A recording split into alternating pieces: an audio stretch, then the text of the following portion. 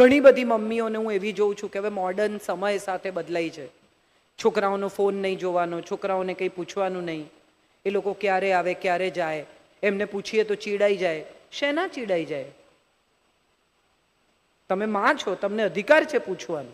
અને એ વાત બહુ ઠંડકથી, શાંતિથી, નમ્રતાથી, પ્રેમથી સમજાવી દેવાની કે હું તો માં જ છું અને હું પૂછીશ જ અને તારે જવાબ આપવો જ પડશે. મારો 26 વર્ષનો દીકરો પાર્ટીમાં જાય તો એનો સાથે જે કોઈ જવાનું હોય એવી એક બીજી વ્યક્તિનો નંબર હું લઈ લઉં કે તારો ફોન ન લાગ્યો તો તું ક્યાં જવાનું છે લોકેશન મને આપીને જા. સાહેબ બેઠા છે, એમને ખબર છે કે આજના સમયમાં આ કેટલું જરૂરી છે. મા બાપ જાણતા નથી કે બાળક ક્યાં છે. 14, 15, 16, 17 વર્ષનું બાળક, અને એના સમયમાં, બદલાતા સમયમાં એના પર જે પિયર પ્રેશર આવે છે સિગરેટ પીવા માટે, બીજી બાબતો માટે, શરાબ માટે, બધા એના મિત્રો એને કહે કરે છોકરી છે સિગરેટ નથી પીતો, અને તમારું બાળક કોઈ કારણ વગર સમયના પ્રેશરમાં આવે. એવા સમયે જો તમે એની સાથે ઊભા હો ને તમે એને એમ કહો કે ના બેટા એવું કંઈ જરૂરી નથી. આ ફિયર ઓફ મિસિંગ આઉટ, અત્યારે ફોમો, લાઇક્સ ઓછા થાય તો લોકો આપઘાત કરે છે. તમે જે શહેરોમાં રહો છો ત્યાં હજી આ બધું નથી પહોંચ્યું, તમે બહુ નસીબદાર છો. પણ તમે મુંબઈમાં, દિલ્હીમાં, બીજા શહેરોમાં છોકરાઓને જુઓ તો તમને સમજાય. લાઇક્સ ઓછી થઈ જાય ખાલી ઇન્સ્ટાગ્રામ પર, એમાં આપઘાત કરે. 5 બહેનપણીઓ હોય અને 4 પાર્ટી કરી લીધી અને 5મીને ન બોલાવી તો એને ડિપ્રેશન આવી જાય. આ કયો સમય છે? આપણે ક્યાં પહોંચી ગયા છીએ? આપણે કયા યુગમાંથી આવ્યા છીએ? આપણે કોણ છીએ? સલમાન કેમ નથી પરણતો એ અગત્યનું નથી. એના કરતાં એ યાદ કરો કે એક એવો માણસ જેણે કાશ્મીરના મોરચા ઉપર એકલા હાથે શૈતાન સિંઘે આપણી આખી ફોજને બચાવી. પણ એ વિશે કોઈ જાણતું પણ નથી ને કોઈને એ વિશે વાત કરવામાં રસ નથી. પરમવીર ચક્રની કથાઓ, કેવા કેવા લોકો, કેવા અદ્ભુત માણસો, કેવી ફોજ, પોલીસ કેટલું કામ કરે છે, એ વિશે આપણા બાળકને આપણે કદી કહેતા નથી. એક પણ તહેવાર એ લોકો ઘેર નથી ઉજવતા. Let us teach our children to respect the uniform. We don't. યુનિફોર્મને આદર આપતા શીખવશો તો આવનારા સમયમાં એ આ દેશને આદર આપી શકશે. આપણે નથી કરતા. સલમાન પરણતો કેમ નથી ને હવે કેટરીના પરણી તો વિકી કૌશલ જોડે લગ્ન ટકશે કે નહીં, અને ઐશ્વર્યાના છૂટાછેડા થવાના છે કે નહીં. આમાં આપણું આખું જીવન છે. મેં કેટલી બધી વાર કહ્યું છે, હું આજે ફરી એક કથા કહું કે હું ક્યાંકથી ટ્રાવેલ કરીને પાછી આવતી હતી, મારી પાછળ બધી બહેનો જમતી હતી. એમાં એક બહેને બીજા બહેનને કહ્યું કે તમે જોયા રેખાજીને 60 વર્ષે ડાન્સ કેવો કર્યો એણે? એટલે બીજા બહેને કહ્યું એમને કે પણ બચ્ચન સાહેબ તો ના આયા ને.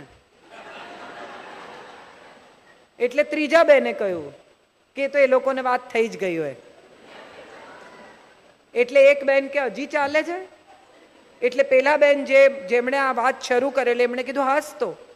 એટલે તમને કેટલી ખબર? તમારી બાજુમાં રે રેખા, એટલે આવીને તમને કહી જાય કે મારે શું ચાલે છે.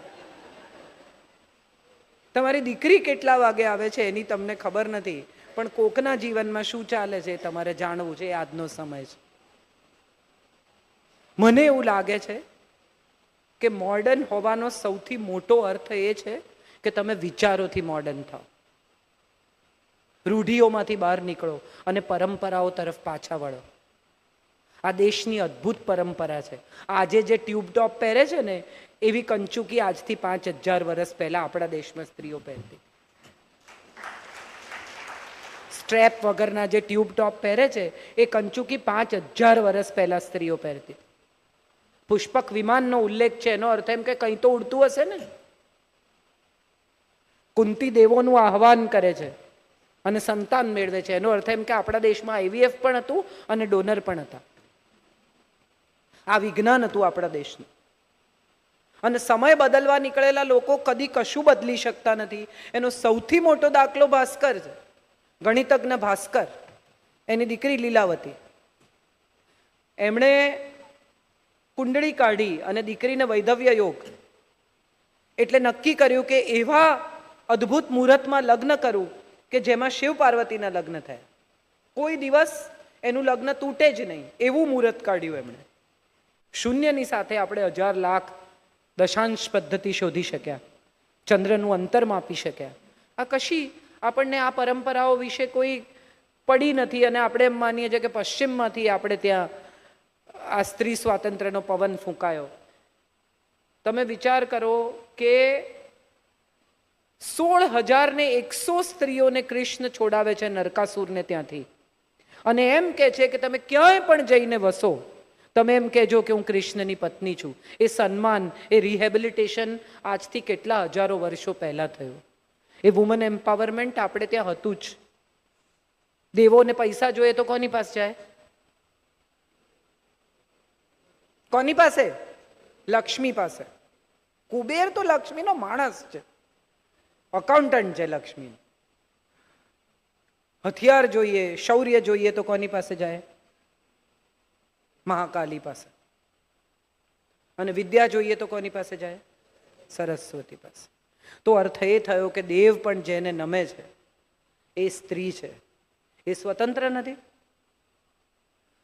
અમારું તો કંઈ ચાલતું જ નથી એવું કહીને પછી કેટલાનું કવર ચાંદલામાં કરવાનું એ તો તમે જ નક્કી કરો છો. એ બિચારા એમ કે 1001 કરીએ તો કે હોતા હશે એટલો બધો સંબંધ નથી. તો કે 251 કે ના એટલા ઓછા ખરાબ લાગે. એકચ્યુઅલી તમે 501નું કવર કરી જ નાખ્યું છે, એમને ત્યાં લઈ આવવાના છે ખાલી.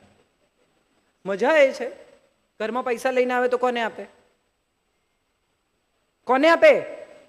હવે નહીં બોલે. હું કઈ દર વખતે તમારો પક્ષ નહીં લઉં. તમારી પાસે પૈસા કબાટમાં મૂકવા આપે, બરાબર? ચાવી ક્યારે? તમારી પાસે. અને એમાંથી 5 મૂકવા આપ્યા હોય ને 2 માગે તો કેમ? એના પૈસા એ માગે અને તોય કેમ? અને કે અમારું તો કંઈ ચાલતું જ નથી. મજા એ છે કે સ્ત્રી સ્વાતંત્ર્ય આ દેશમાં સદીઓથી હતું. યત્ર નાર્યસ્તુ પૂજ્યંતે રમંતે તત્ર દેવતા, એવું આપણા દેશે કહ્યું છે. આપણા દેશે કહ્યું કે શયનેશુ રંભા ભોજ્યેશુ માતા કાર્યેશુ મંત્રી. આપણા દેશે કહ્યું. આપણને એમ છે કે પશ્ચિમથી બધું આવ્યું. આ પેન્ટ પહેરવાથી મોડર્ન નથી થવાતું. કઈકઈની જેમ પતિના રથમાંથી ખીલો નીકળી જાય ને તો આંગળી નાખવાની પણ હિંમત હોવી જોઈએ. ખાલી મોડર્ન થવાથી મોડર્ન નથી થવાતું. એ શૌર્ય, એ હિંમત. ઝાંસીની રાણી લક્ષ્મીબાઈ પોતાના બાળકને પાછળ બેસાડીને, કેટલી નાની છોકરી, યુદ્ધમાં ઉતરી. કેમ બચ્ચું પાછળ? તો કે મને કંઈ થઈ જાય તો મારું બાળક મારે છોડીને નથી જવું. એ માં છે અને છતાં એનું શૌર્ય છે. આખી રાત શિવાજીને ફેરવે છે ઘોડા ઉપર એની માં જીજાબાઈ. કેમ? તો કે કાલે સવારે જ્યારે તું યુદ્ધમાં ઉતરીશ ત્યારે તને સુવા નહીં મળે, ઘોડા પર સૂતા શીખી જા. જે માતા પિતા કડવા છે, જે માતા પિતા થોડા ક્રૂર છે, જે માતા પિતા સ્ટ્રિક્ટ છે, એના બાળકોની કારકિર્દી ઉત્તમ છે. કારણ કે ભવિષ્યના સમયમાં વાવે છે. જે માતા પિતા બહુ લાડ કરે, મોં માંગ્યું આપે, કોઈ દિવસ તડકો પડવા જ ના દે, કદી છોકરાને દુઃખી થવા જ ના દે, એ માતા પિતા જીવનભર આવનારા સમય માટે છોકરાને દુઃખી કરે છે. કારણ કે કાલે તો તમે હશો નહીં. દુનિયા કંઈ તમારી જેમ ટ્રીટ નહીં કરે.